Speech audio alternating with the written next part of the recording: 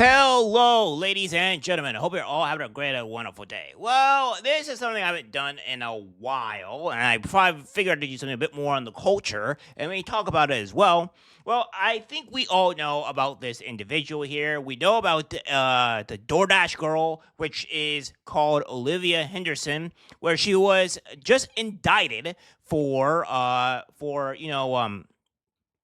essay of a man. Well, not necessarily essay per se. It's more like close to harassment and filming him.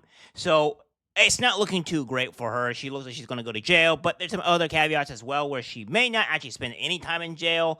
But without further ado, let's get directly into this. Now, I understand that some of you that don't know about this whole situation here is coming to fruition, right? So right now we have this here with New York DoorDash driver who allegedly filmed naked customer and posted viral TikTok has been indicted. An upstate New York DoorDash driver accused of filming and posting a TikTok video of a passed out naked customer who she claimed essayed her, or sexually harassed her. Let's just put it that way. Has been indicted. Olivia Henderson, 23, appeared in Oswego County Court on Friday after a grand jury voted to move forward with felony charges tied to the viral video she recorded during a 2025 delivery. Through her attorney, Henderson pleaded not guilty, according to News Channel 9. She was released as the case proceeds and is due back in court in June. It says here that the indictment stems from an October 12, 2025 incident in which prosecutors say Henderson recorded a man asleep on his couch without his pants by filming through his doorway, then shared the clip on TikTok. The video, which she showed the man inside his home, quickly went viral and reached nearly 30 million views before it was removed. And here is that small video here that she had. Now, I'm not going to do the full clip because I'm going to show that later, but here's the clip.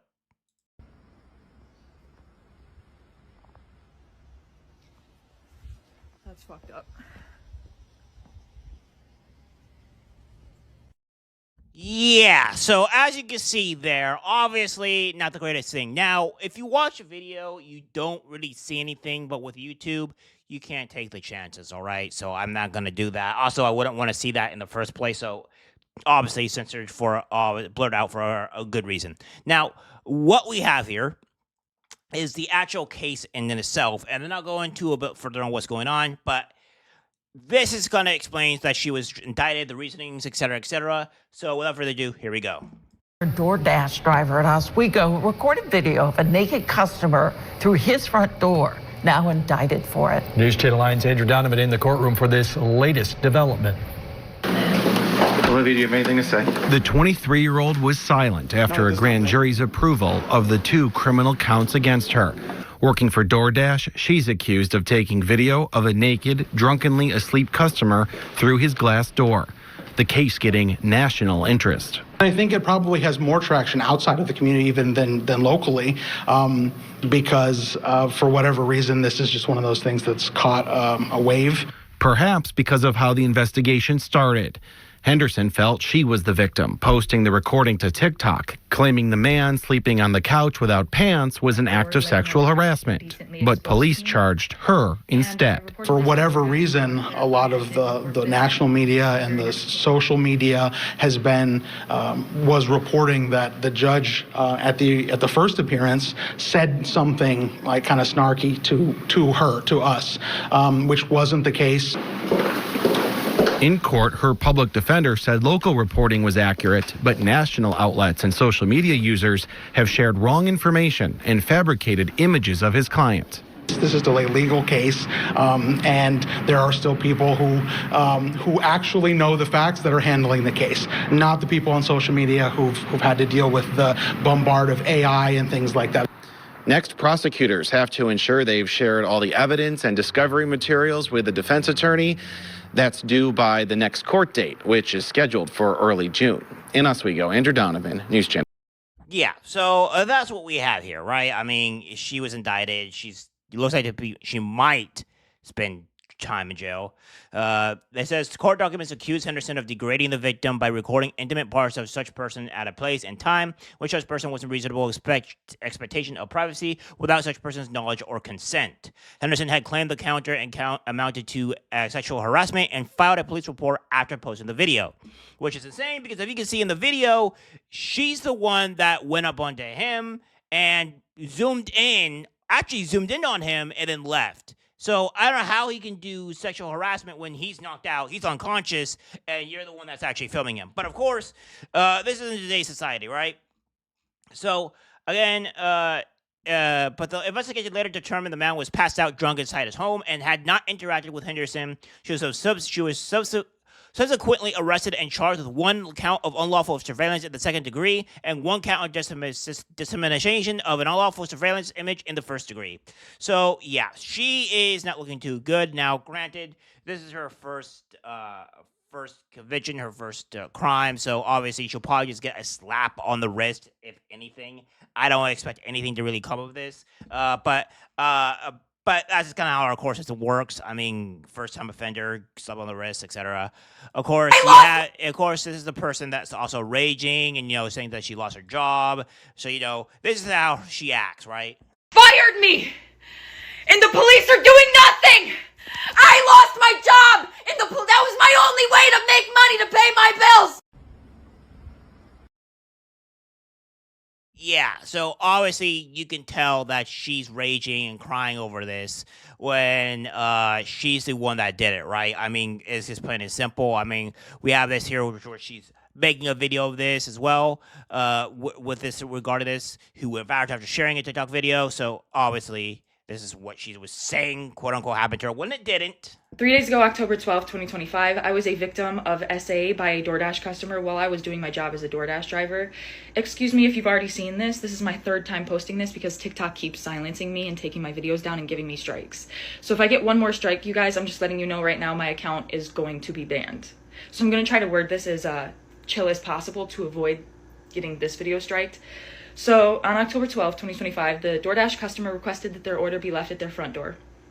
When I arrived at their front door was wide open, their lights were on, and they were sleeping on the couch within eyesight of the front door with their pants and underwear pulled down to their ankles, and they were indecently exposed to me. I got this on video, and I'm not even going to be posting the video clip anymore because I'm pretty sure that's what's getting me the strikes. But yeah, I reported it to DoorDash, and DoorDash did ban the customer, and then 2 days later, DoorDash banned me, which doesn't seem unrelated. I appealed, and they were supposed to respond to my appeal within 7 to 10 business days. They didn't even provide me a reason for my deactivation. They're supposed to send an email. They didn't. So I contacted support, and they told me to continue with my appeal without knowing a reason why. There's an option to select, don't know why I was deactivated, and then you still have to explain yourself. So I did. And within 12 hours afterward, they had already denied my appeal. So I'm really never getting my DoorDash account back. DoorDash deactivated me. DoorDash punished me for exposing my assaulter, and TikTok is currently punishing me for exposing my story time.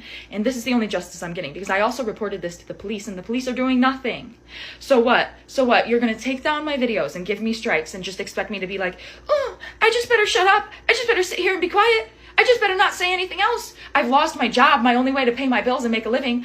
I've also gotten assaulted, and the police are doing nothing to help me. So let me just shut up. The videos got taken down. Nobody has to know what happened to me. No, I'm going to keep telling my story. This is the only justice I'm getting. Yeah, so obviously you could tell that this person's mentally deranged, and she's outright lying, and the police did do their job because they arrested you, because you were the one that did this. You are the animal that decided to film a man with his pants down, and he was unconscious, and you did this willingly. You did this to yourself. Now, granted, here we go. I'm going to read this, and then I'm going to tell you my full-throated opinion on this. So, apparently, TikTok has also been known that they've been rotting people's brains and stuff like that, which is no surprise, which is the reason why I was advocating for TikTok to be shut down before. But, unfortunately, the president President Trump allowed this to go through, even though it shouldn't have.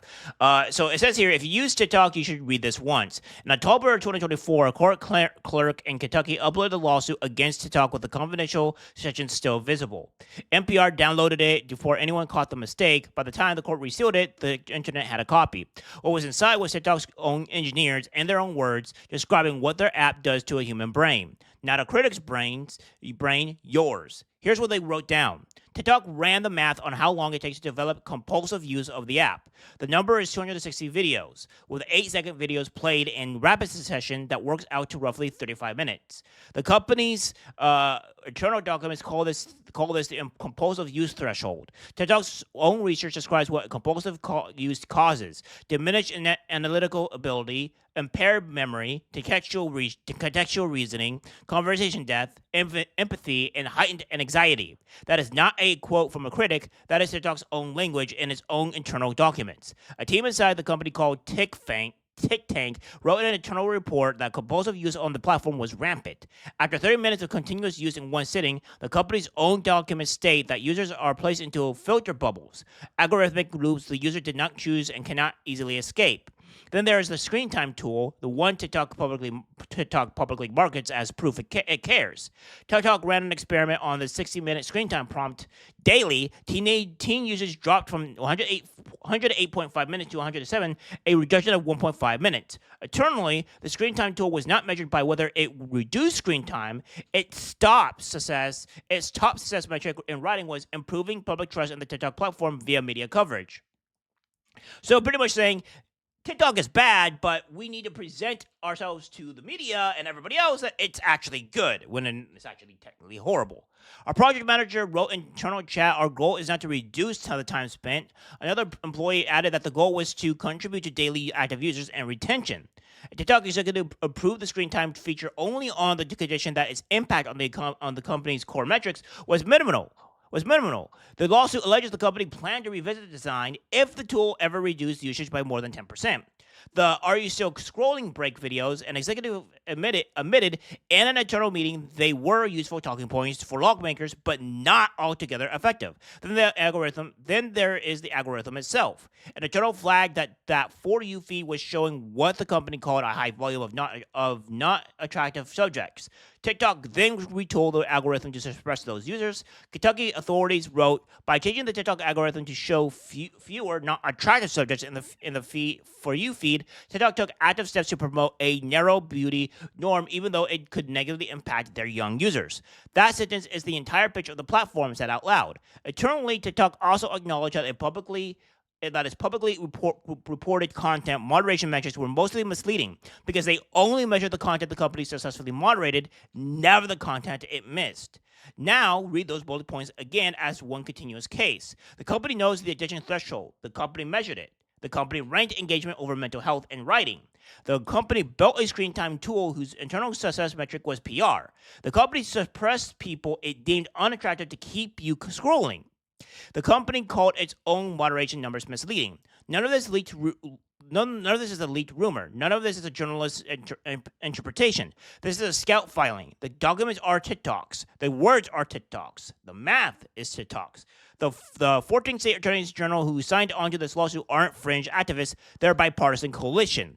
Sources at the bottom are NPR, et cetera. So, yeah, that's what's going on here, right? So TikTok is being known to be bad, which is no surprise. We knew this was an issue, and I think some of the main things that we can do here is to stop this, is to shut down TikTok, have heavy restrictions on certain social media accounts, and maybe not allow kids to have access to these social media platforms until a certain age, because obviously it's warping the mind of our kids. I think schools are honestly a graver danger, but these social media platforms don't help. Now, if I go down onto talking about specifically what I think what should have been done here, I think this woman should spend some time behind bars, 2 to 5 years, to really show that you shouldn't be doing this, right? And then on top of that here, I also think that this is a problem that women get away with, right? Women are allowed to accuse a man of SA and they get away with it, right? And they don't go to jail. And I think women need to go to jail for these type of accusations. The same thing to where we have a man where I may believe that he accused of one female of, essaying him and all that stuff, that guy should go to jail for a period for 2 to 5 years, or at least the same amount of time that you would accuse this woman of doing it, because that's only fair. We have to be fair in these realities. We have to be fair in this world, and unfortunately, women get away with this way, way too often. And that guy that accused that woman of doing something should be put in jail, but as well. So again, we need to have a fair factor here. And if that guy goes to jail, then that is also showing the complete bias against men, where men get accuse a woman of doing something, they go to jail, rightfully so. But if a woman does it, the woman doesn't go to jail, because it's just not equality. You women wanted equality and stuff like that. Well, this is equality here, and unfortunately for you, you guys don't operate under that rule. You'll never operate under that rule, and you'll be held accountable. And that's what I want here in today's society. And therefore, all right, guys, that's it for the video. Like, subscribe, share, leave a comment, and I'll see you in the next one. Take care, my friends.